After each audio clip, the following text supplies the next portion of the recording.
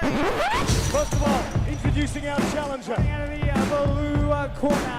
He's going to step in, and he does. It's all over. Let's bring on the boom. This is Eternal MMA.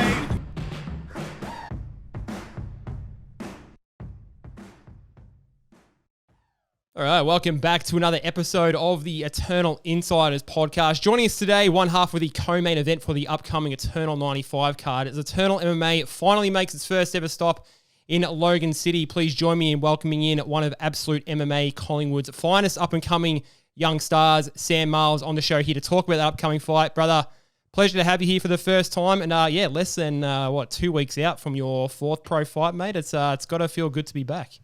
Yeah, it feels good to be back. How are you, Luke? Happy to be on the show. Feels good to be back. A little under 2 weeks now. It's been a really good camp, so excited for this one. Yeah, what's it been about 9 or 10 months by my calculation since your last fight? I know you had a couple of cancellations in there. You had some fights that were sort of scheduled for late last year and maybe earlier this year as well. What's sort of the last 9 sort of months look like for you in between eventually getting to this point of having a fight locked in? It's just been busy. I mean, it hasn't really felt like I've had time off because obviously I had back-to-back camps. Had got myself in very good shape both times. So it doesn't feel, obviously, in terms of having the opportunity to show my skills and show the rest of the scene that I haven't been seen in a little while, but I'm excited. I don't think I'll have any ring rust. I've been back-to-back camps, sparring a lot, surrounded by a lot of good guys. So I'm excited to finally get to showcase my skills. I just saw on Instagram, were you in Florida recently? Is that a new video or is that something old? Were you actually overseas? No, we were. So I was in Joe fought on PFL maybe 3 weeks ago, of course, in the PFL tournament. So I went over there with him for it was almost 2 weeks and trained over there, which was really good. It was nice to not have to do PTs and just get to focus on training and just be around the fight scene. And I was lucky enough, kind of stumbled across a really good gym in Fusion XL where they got a bunch of UFC guys. So it worked out pretty well. Yeah, nice, mate. Was that your first time in the States or you been over before? No, I have been before. I went for about 6 months when I was, say, 20, 21. Oh, because you were doing with golf and stuff and that sort of thing, weren't you? You actually did golf and things in America. Yeah, I was over there for about 6 months just playing tournaments and stuff. So a little bit of a different experience this time around. Very, very expensive over there. Not a great place for a fighter's bank account, but had a lot of fun. Yeah, good to hear, brother.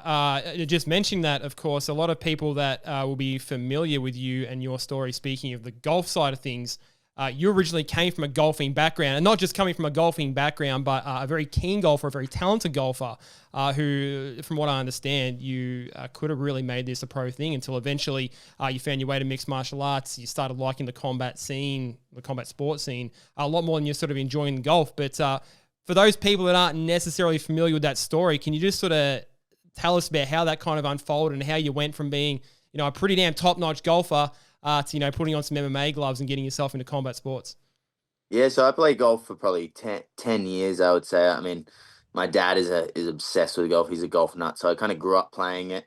And then as I got towards, finishing school and my early years of, post school, I was very focused on golf and I was giving it everything I had. It was actually not until that trip to the US where, I remember playing bad in a tournament and after that tournament, just sitting there in my sorrows a little bit and looking around and thinking to myself, well, like if you want to be one of the 1%ers, you got to be 100% all in. You got to be obsessed. And at that point, I didn't feel my passion or maybe my temperament was necessarily suited to golf. I obviously loved and enjoyed the competition of it, but it didn't feel like my calling.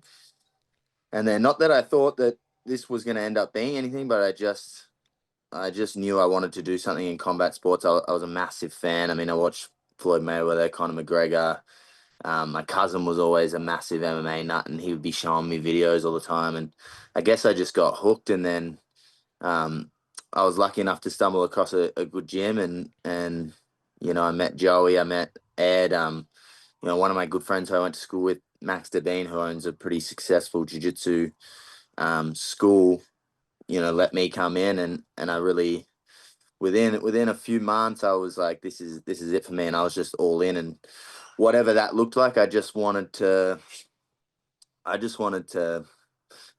do it every day. So I just tried to figure out how I could make that happen, and slowly we've gotten to this point.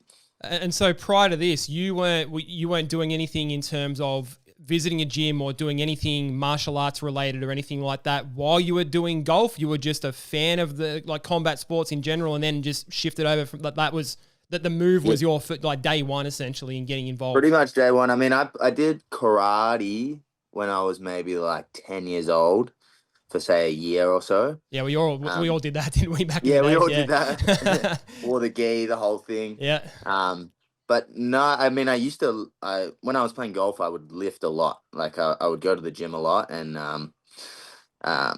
so which probably paid dividends now that I've started doing this, because a lot of golfers don't tend to lift. But I just had a lot of energy that wasn't being satisfied by the golf, so I was doing a lot of lifting. But before that, I had never really trained at all. I mean, I obviously watched a lot of it, and I was a fan. I probably shadowboxed in my mirror more than once, but I had never properly trained. No. It's a really interesting story. Misplaced energy in terms of golf's obviously a wildly different sport compared to sort of martial arts and that sort of thing. I really like that. Actually, not to harp on the golf side of things, but a little bit of inside information. 2013 Junior District Champion Southwest. Is that accurate? Yeah, that is accurate, yeah. Okay, yeah. Handicap at one point, sitting at 0.4, I believe, at some point. Yeah, I think I got it down to about +1 or +2 for a little bit there. But my problem was always had a little bit of a temper when I was younger out on the golf course. Sure. As you can probably imagine. So, and then I would say outside of that was just my focus. I'm very ADHD, so I think martial arts definitely suits that a little bit more than the serenity of golf.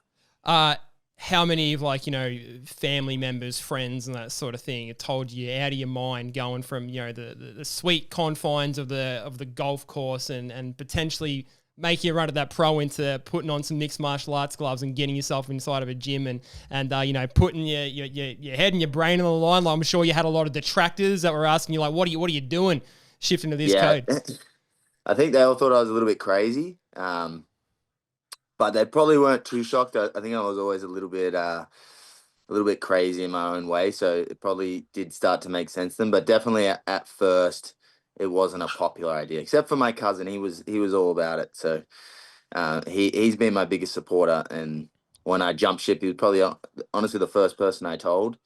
And he told me to jump right in. And my parents looked at me like I was making the worst decision of my life. And so far, I think they're wrong, but we'll see.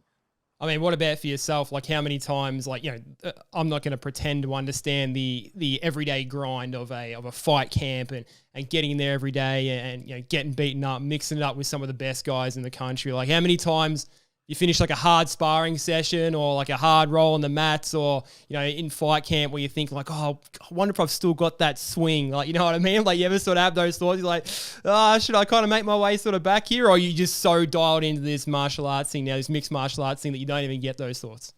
I mean, they're few and far between. They probably come every now and then. Maybe I play around and I'll hit a beautiful shot down the first and think, and I should have stuck to this. And then I'll 4-putt 2 holes later, and I think this is why I didn't want to do this. So, and anyone who's played golf will understand that. But no, it wasn't for me. This is my path. I'm much more fulfilled on this path. It feels right in my heart. So, I don't think about it too often.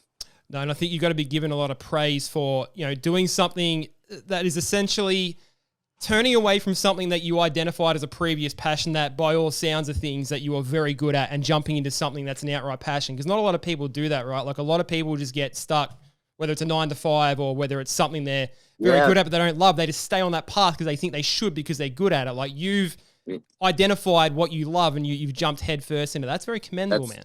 That's exactly it. I think the biggest thing, honestly, switching over, and I knew that I did, is it's your identity.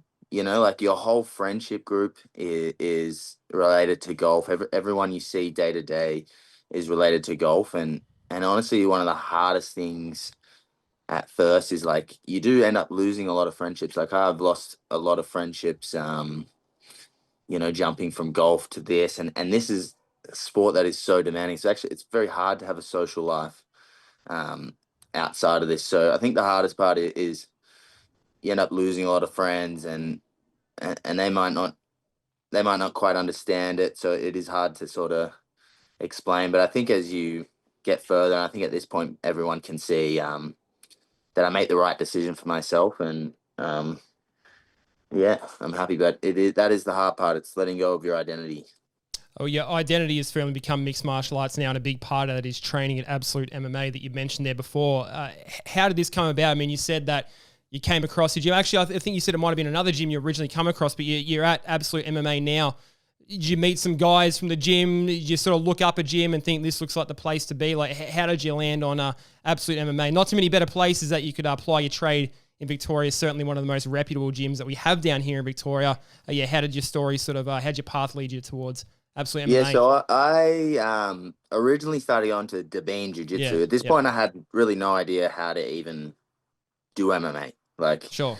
So I was going to Beans, and then I was going to a place called William Street Boxing, which was just like a small boxing club. So I was kind of doing those two, and I would like go back and forth between the two. And then randomly, it was actually Al Romano of all people who came down to Dabines, and he's the trainer at a place called Kimikai. And I asked him, I go, oh man, like you do MMA, like can I come down? Like, how does it all work? And then end up going down there to Kimikai, where there was a guy named Ed Bavlock, who is a, you know, I'm sure a lot of people from Victoria are familiar. He's an absolute OG in this scene.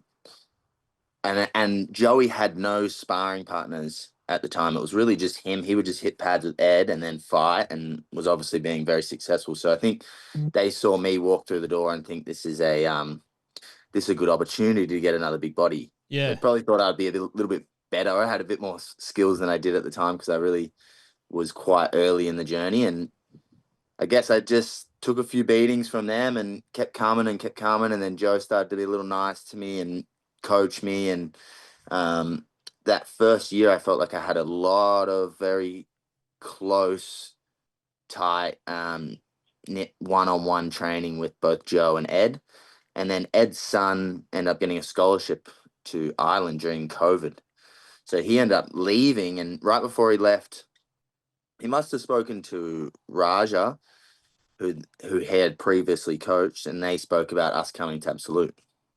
So we popped into Absolute, and then I think within a couple of weeks we go, this place is pretty fucking weird, but it's the right type of weird for us. So we stuck around, and the coaching's phenomenal. We've got some of my best friends at the gym now, and it does feel as if I've always been there, but that little journey at the beginning is one of the more important parts of my career, I'd say. You mentioned something there just at the start of that story about being at that boxing gym as well. You actually have a boxing record as well. So I think you were 5-1 as a boxer from what I read. Was that like something that you just kind of delved into, like while you're finding your journey in martial arts in general? Was it always kind of the plan to sort of get into boxing? I did. I will correct you. It was 7-1, but I did. I'm reading what's on the internet, so but I'll take your word for it, straight from the source for sure. But I always, the goal was MMA. Yeah. But at first, as I was trying to figure it out, Ed was he was big on doing things outside of MMA or just getting as much experience as possible. And because I had done like a little bit of boxing, and I probably wasn't ready yet to have a kickboxing fight or or any kind of Muay Thai fight. But I think he felt I was ready to jump in and have a go with the boxing. That I did like a little phase there for probably the first year, 2 years, where I did focus on the boxing a lot, but I was always still training and still the goal was always MMA. So I never did boxing as like my sole only thing.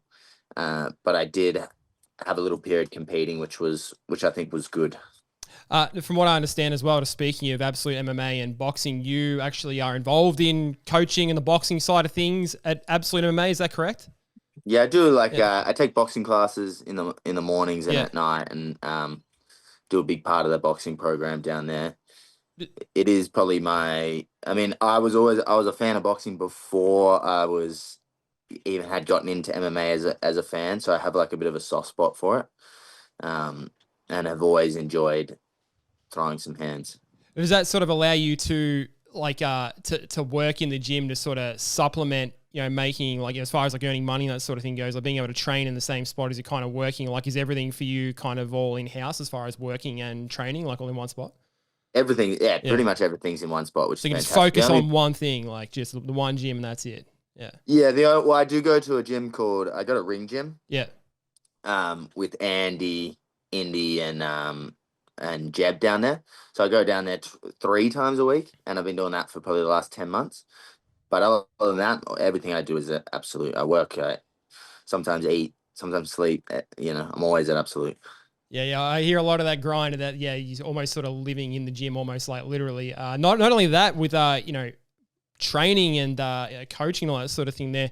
And look, anyone can read this on the internet if they look up your profile on the Absolute MMA website. But a diploma in sports performance as well. Like, what does that do for a man if he wants to make the most out of that kind of achievement?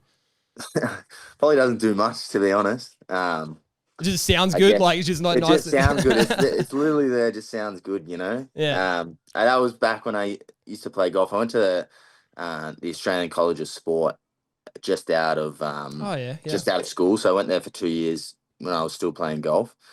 Somehow got my way through the diploma, and now it's just there for looks in case I need it. But I think luckily I'm in a sport where you don't need too many qualifications. That's fair, brother. I mean, not a lot of qualifications, but a lot of guys that are handy to lean on. And we talk about Absolute MMA and some guys that you mentioned before, like obviously Joey Luciano, who you are obviously closely training with. Jack Jenkins, of course, another established star. Both those guys former champions for Eternal MMA. Coaches Simon Carson, like one of the most respected coaches that we have down here in Victoria. And just behind that, a plethora of young guys like coming through onto the scene as well, like just real Absolute MMA doing massive things down here in Victoria and sort of spreading itself, with its talent like across the country. A lot of good things happening at Absolute MMA. Like, from your point of view, like, what is it that sort of makes this gym so special, and how is it like a benefit for you in your career? I mean, well, to start, you've got Simon at the head of the ship, who is, he is a genius in his own right. Very, very interesting guy. Fascinating guy. Yeah. Fascinating guy. Anyone that's met Simon would knows he is a very fascinating, complex human being. But he kind of leads the ship, and then I think we've been lucky to have a good, strong core of guys who genuinely actually like each other, and we have very close bonds, close friendships. I mean, almost to the point of being family on some level. So I think that really helps, that having that core, and then that spreads to all the younger guys. In fact, I would say the next generation at Absolute is the most blessed, because they not only got Simon, but they've got this core that we have now, and everyone in the core kind of likes to coach and likes to share their knowledge. And I really feel the next generation of Absolute guys are going to thrive.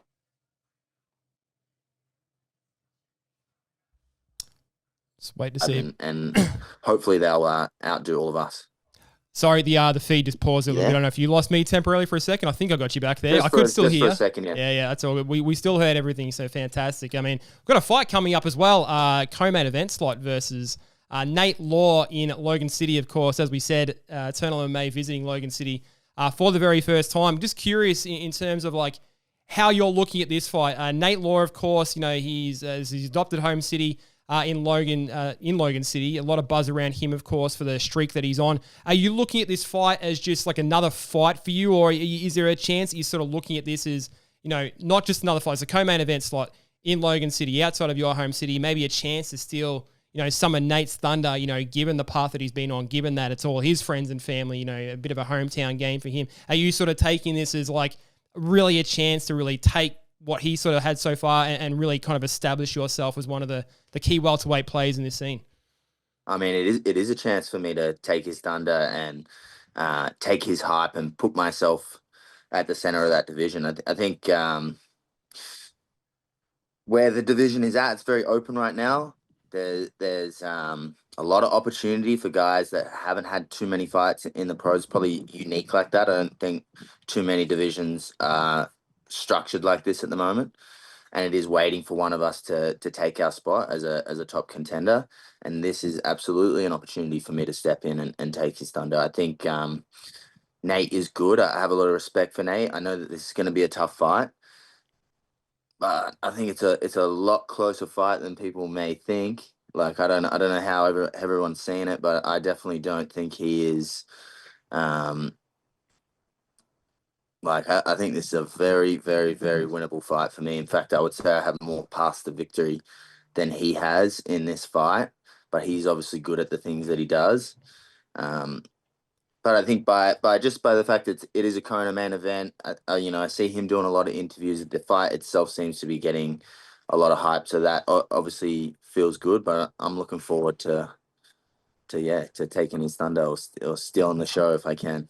No, ton of buzz around this fight, man. A couple of real young up-and-comers in the scene. Like, finally, you just talk about the welterweight division there and how it's quite interesting times for this division sort of finally, because go back a little while ago, it kind of was one of those divisions where there wasn't sort of a ton happening. Now there's a lot happening with a lot of guys coming through, and you two guys are a big part of that, going to Logan City for the very first time. I mean, you just talk about this matchup there and some of the paths to victory that you guys have. I mean, you look at yourself and you look at your skill set, right? Like, very well-rounded fighter, good, strong, technical skill set on the feet, but a very strong grappling game as well. And I mean, anyone can take a look at your record and see quite a diverse submission threat there too. Like, I mean, if you look at your amateur fights, through to your pro fights there too, like 3 different submission finishes on your record there. Like, obviously no one likes giving away the game plan or anything like that, but do you sort of see a particular area where you can go like, this is definitely where I'm dangerous for Nate? Like, do you see a clear path to victory?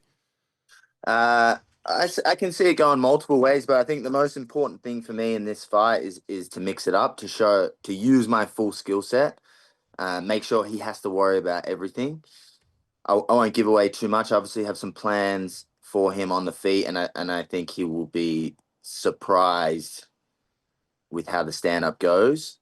But I do think my path to victory is I have to be mixing it up. If I'm mixing it up, it's going to open things up for me on the feet.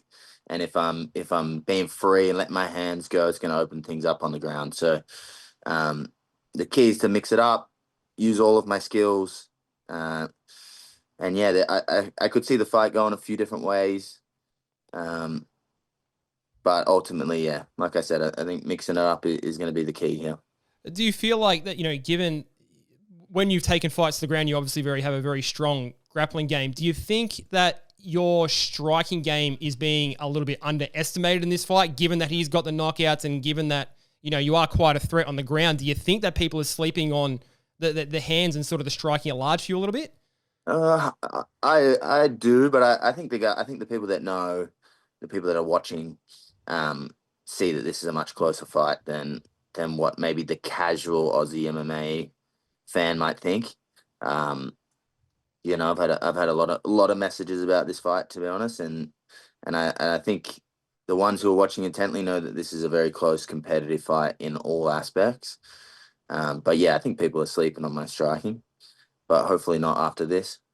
Do you think the pressure's on him a little bit, given that it is a co-main event? It's Logan City. This is where he has a lot of friends and family. I saw you ask him that. Is the pressure on?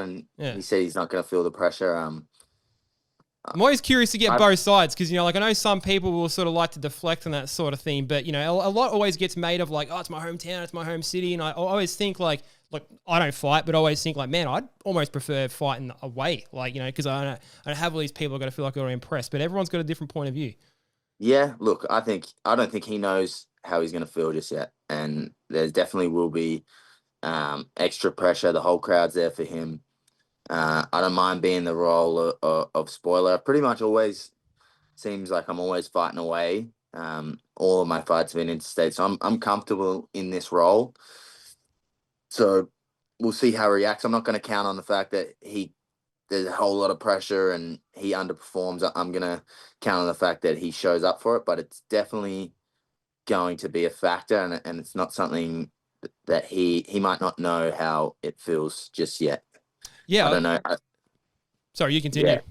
I mean, I don't know how many times he has fought at home like this, so it'd be hard for him to really know how he's going to respond. Yeah, I was taking a look at your record at large, and just you mentioned there, like so many, I don't know if it's all of your fights or, most of your fights have been all interstate. So you're no stranger to traveling around the country and, fighting away from home. So that's got to be, at least from an experience factor, like something that's going to be very valuable to you. I mean, for this one as well, like not traveling alone, because you've got Adnan, I'm not too sure if I'm pronouncing that one right. Adnan Larry is coming up with you in the heavyweight division, fighting against Oos Jackson as well. Just a couple of fights under yourself on the main card. Anything you can tell us about Adnan and what the fans can expect for that? I always love seeing the heavyweights fight for Eternal MMA. Yeah. Good to see a couple of absolute MMA guys traveling together. I mean, it's good. It's always good to travel with someone else. So I'm thankful that he's on the car with me. It always feels like you fight bros for the week, and you build a little bit of a connection, which is great. I mean, that's going to be a great fight. I mean, I've watched Osh, and he's quite an exciting fighter too. I know Larry. When Larry is on, he is a very, very hard man to beat. He's a massive human being. He's got a lot of skill. Incredible feints. He's actually a very tricky striker. He can do a lot of things that you might not expect a heavyweight of his size to be able to do. So I expect a very high level performance. I mean, if you go and watch any of Larry's performances, he always has big moments and always looks dangerous. And I don't think he's ever had a fight where it hasn't looked like he might get the finish. He obviously hasn't won everything, but his skill set is very, very dangerous. And he's a massive, massive man.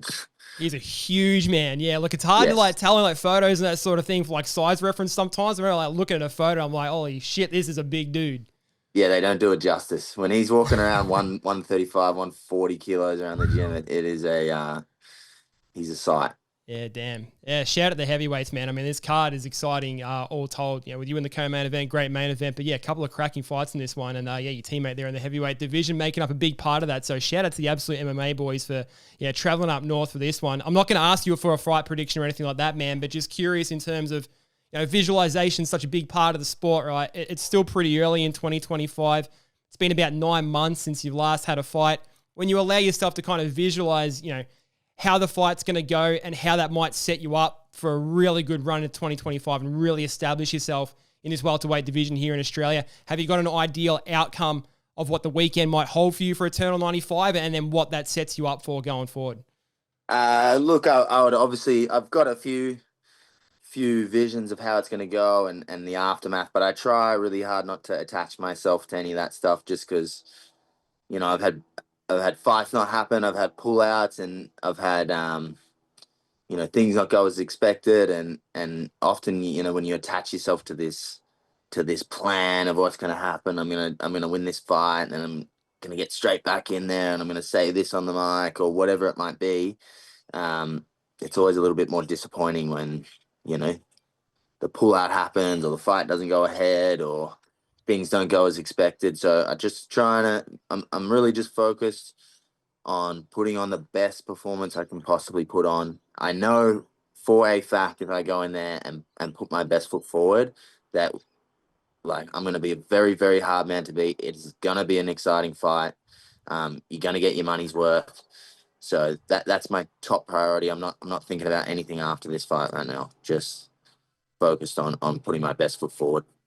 When it goes down on May 3rd, fans, make sure you get yourself to eternalmma.com and get your tickets because this one is selling out fast. I know it sounds like we say that all the time here on this podcast, But it's true, every single event that's coming up for Eternal MMA, like the tickets are just going absolutely out the door. A lot of cracking fights happening there, and Sam Marles versus Nate Law, like just, an absolute cracker in the co-main event. So make sure you get your tickets. If not, of course, live and exclusive on UFC Fight Pass. And Sam, pleasure to have you here on the show for the first time, man. Love having the boys from down here in my part of the country, from Victoria, come on the show, and seeing you guys go up there and compete with a lot of those guys that are from those parts where Eternal MMA is obviously sort of most dominant. So thank you again for your time, brother. All the best, and we'll speak to you on the other side, man. It's been good having you here.